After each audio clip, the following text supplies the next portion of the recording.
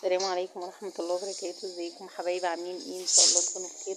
كل سنة وانتم طيبين، كل سنة وكل الأمة الإسلامية بصحة وخير وسعادة. طبعا بقالي شهر ما صورتش معاكم، بقالي كتير قوي صراحة. طبعا كان عندي شوية ظروف كده الحمد لله، فقلت بقى النهاردة بقى اصور معاكم بقى ايه الفترة بتاعت العيد. ما شاء الله ما شاء الله بتاعكم البسكوت بقى وجميله بالطريقة اللي بتاعتنا بتاعت زمان، وبالريحة بتاعت زمان، وبجمال بقى. بصوا جمال الكعك خطير خطير خطير خطير. تعالوا بينا نشوف المقادير، بس ما تنسونيش بقى باللايك والشير وتتابعوني على كل ايه مواقع التواصل. تعالوا بينا نشوف بقى طريقة الكعك عاملة ازاي. طبعا انا هشتغل في العجين على طول، واشتغلتي برضو على ايدك هتشتغلي. طبعا انا اشتغلت بالعجين وكملت على ايدي، هوريكم دلوقتي. طبعا نزلت ايه معايا 2 كيلو من الدقيق، ونزلت بكوبايه من السمسم، وذره من الملح، ومعلقه من البيكنج باودر، كيس بيكنج باودر، وكيس فانيليا، وريحه الكعك او عندك ريحه الموز دي حط منها. انا حطيت معلقه من ريحه الكعك. هقلب بقى كل المواد الجافه دي وايه، وهننزل بقى بالايه بالسمنه. كل كيلو دقيق على نص كيلو من السمنه او من الزبده. طبعا استخدمت سمنه بلدي على سمنه على زبده. طبعا حطيت كيلو من السمنه على الزبده. هقلبه بقى كده. هحطه بقى في العجين. عايزه بيسو بطريقه يعني مش قادره اقول لكم. عايزه بساسان ان انا اشرب الدقيق السمنه، وعشان تاخدي كعكه معاكي ريحتها تقلب الدنيا. كعكه تبقى معاكي ناعمه كده، حاجه بصوا خطيره. معايا هنا كوبايه لبن دافيه بزي دمعه العين، وعليها كيس من الخميره، وعليها معلقه من السكر. طبعا انا حطيت معلقتين من السكر على الدقيق برضو، ومعلقه هنا في الايه في اللبن. اقلبها كويس جدا كده، واركنها بقى على جنب. ايه الخميره تتفاعل كده على ما ايه ابس شويه في الدقيق. طبعا زي ما انتم شايفين كده فتحت العجين، بس انا هقفل الكاميرا عشان خاطر ايه الصوت بتاع العجين. بزود بسرعه كده، يعني ايه بزود في السرعات بحيث ان انا اشرب الدقيق السمنه. بصوا هنا العجينه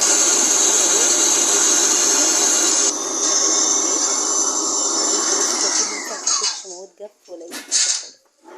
بوريكي ان انا بخلي بس اجيب السمنه. شايفين عامل ازاي بقى كله عامل زي حبيبات الرمل كده اهو. هنزل بقى بكوبايه اللبن بكيس الخميره بمعلقه السكر. تفاعلت كده وزي ما انتم شايفينها كده. نزلت بقى على الزيت. طبعا زي ما انتم شايفين كده كوبايه من اللبن وكوبايه من الميه الدافيه.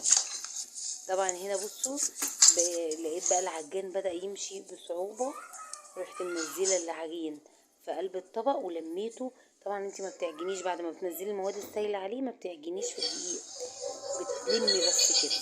طبعا بعد ما لميتها زي ما انتم شايفين كده كنت انا وفيني حطها في طبق وسبتها ترتاحي حوالي نص ساعه على ما جهزت بقى الصواني والحاجه. بصوا فردت بقى في الصواني كده، وقلت بقى ايه اقعد بقى عشان اقطع الكعك. لميت بقى بناتي حوالين مني كده، قلت بقى ايه بينا نقطع الكعك. بصوا العجينه لينه وجميله جدا جدا وناعمه وزي الفل. اقطع بقى. طبعا الكعك بيبقى القطع بتاعته بتبقى قليله جدا. طبعا جبت ملبن اهو، وحطيت عليه سمسم ومعلقه من الزبده وايه وكورت كور صغيره على قد الكعكيه. وهنا ايه مسكت بقى بصوا شايفين العجينه عامله ازاي. طبعا اختبرتها في الاول. بتكوري كوره على ايدك كده من العجين وتبططيها. لو شققت منك يبقى محتاجه سويه، لو ما شققتش منك يبقى كده العجينه كويسه. طبعا الحمد لله بفضل الله طلعت العجينه كويسه. طبعا بصوا بعمل تجويفه كده من النص واحط فيها الملبن. سواء بقى عندك مكسرات حطي عندك، بس انا كان استكفيت بالملبن والسمسم. حاطه الصواني جنب مني، وبناتي برضو جنب مني كلهم بيساعدوني. فرحه العيد بان انتي تلمي ولادك جنب منك ويعملوا معاكي. كل سنه وانتم طيبين، كل سنه وكل الناس طيبه، كل سنه وكل حبايبي وصحابي واهلي وكله طيبين. قالوا عيد سعيد علينا يا رب، ما يدخل غم ولا هم على حد. بصوا بناتي كلهم قاعدين شغالين معانا. بصوا ما شاء الله ما شاء الله. اللهم بارك. يعني رموا كمية حلوة قوي. طبعا زي ما انتم شايفين كده، بصوا كورنا على قد يعني كلها كور بالبصامة بقى. نزلت بالمنقيش شوية برضو، عملت بالمنقيش شوية من غير ملبن، بحيث ان انا اكون عارفاهم. طبعا هتفضل البصمة دي زي ما هي، ورسمة المنقيش زي ما هي، ولا هيفرش منك ولا تحس ان الكعكية كبرت، ولا الرسمة بتاعتها ساحت، ولا اي حاجة خالص. كوري، وبعد ما تكوري ضغطي بالبصمة وبصي بالمنقاش اهو ما شاء الله. ولسه برضو معانا كمية بنعملها ما شاء الله. ال2 كيلو عملت كمية كبيرة جدا. طبعا هتسوي على درجة حرارة 180 في الشبكة اللي في النص. بصوا زي ما انتم شايفين اهو ما شاء الله ما شاء الله. ده اول صاج عملته، اول صاج دخلته. ما شاء الله العجينة اختمرت معايا بسرعة، مع ان انا يعني قطعت ودخلت على طول. بصوا لونها تحفة والله، الكاميرا ظلمة لونها كمان ما شاء الله. وخفيفة كده، ولا الكعكية تقيلة ولا مكتمة ولا اي حاجة خالص. بصوا شايفين ما شاء الله. دي اللي بالبصامة والتانية بالمنقاش اهي. وادي لسه بصوا هسوي الباقي ده، بوريكم يعني ان انا ايه بسوي. طبعا بصوا ما شاء الله ما شاء الله كمية كبيرة ما شاء الله اللهم بارك. طبعا هنا بقى اللي بسويه واحس ان هو بيرد، بحطه فوق بعضه وبلمه فوق بعضه في الصينية اهو. طبعا العيد جانا يا جماعة، خلاص فاضل يومين 3 على العيد، يومين. طبعا نزللكم فيديو متأخر انا عاملاه بقالي يومين صراحة، قلت انزله لكم النهارده عشان انزل لكم برضو البسكوت. طريقه سهله جدا من غير مكنه ولا اي حاجه. هنعمل احلى بسكوت زي ما انا عملت معاكم السنه اللي فاتت، البسكوت والكعك والبيتفور والغريبه.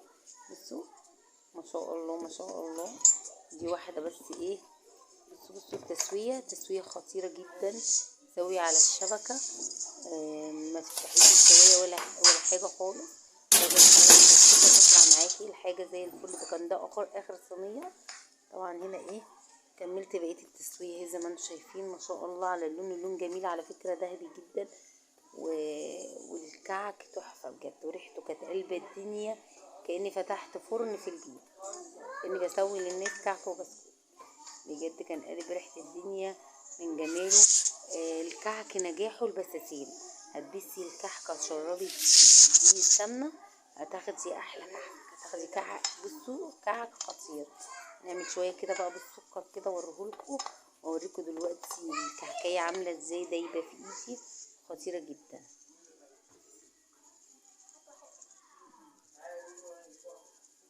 اهو. ولا في اي افتكاسات ولا اي حاجه خالص، ولا صعب ولا اي حاجه. ما عادش في حاجه صعبه جدا. اللي مش عارفه تعرف، واللي عارفه يبقى ست بيت شاطره جدا. ومفيش حاجه عادت صعبه على اي ست بيت. كل حاجه بتعمليها في ثانيه بكل سهوله، متاخدش منك اي وقت. ما شاء الله كميه يعني 2 كيلو عملوا كميه. طبعا 2 كيلو يا جماعه بيدوكي على الميزان 3 كيلو ونص، ما بيبقاش 2 كيلو. انت عارفه بقى بتحطي السمنه والدقيق وكده، شوفي بقى بيدوكي اكتر كمان من 3 كيلو ونص. ما شاء الله. بص الكعكيه اوريكم ان هي دايبه خالص، دايبه ذوبان. شوفوا عامله ازاي، ناعمه نعوميه فوق ما تتخيلي. طبعا دي بملبن زي ما انا قلت لكم.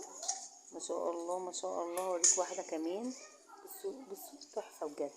بصوا دايبه ازاي،